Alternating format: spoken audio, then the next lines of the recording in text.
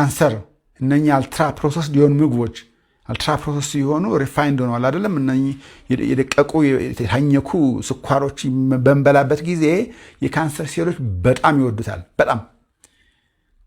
ስለዚህ የካንሰር ሴሎች እየፋፉ በሰውነታችን ውስጥ እንግዲህ ፖቴንሻሊ የካንሰር ሴል በአዘ ዲኤንኤ ደረጃ ሊኖረን ይችላል።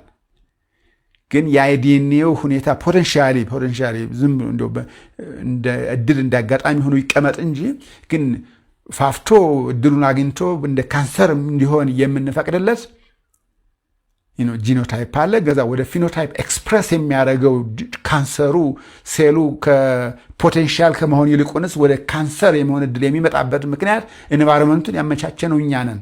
አልትራ ፕሮሰስድ ምግቦችን በመመገብ ካንሰር እንዲፋፋ እድሉን እንሰጠዋለን ማለት ነው።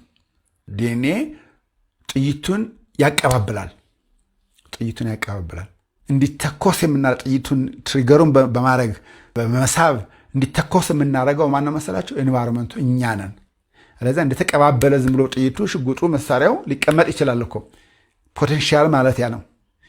ግን አሁን እኛ አልትራ ፕሮሰስድ የሆኑ ምግቦችን እነኚህ ካንሰሮ ሴሎች የሚወዱትን ነገሮችን ደጋግመን እንደ ልምድ እንደ ባህል በመብላታችን ምን ማለት ነው? የተቀባበለውን ጥይት ተኮስ ነው ማለት ነው።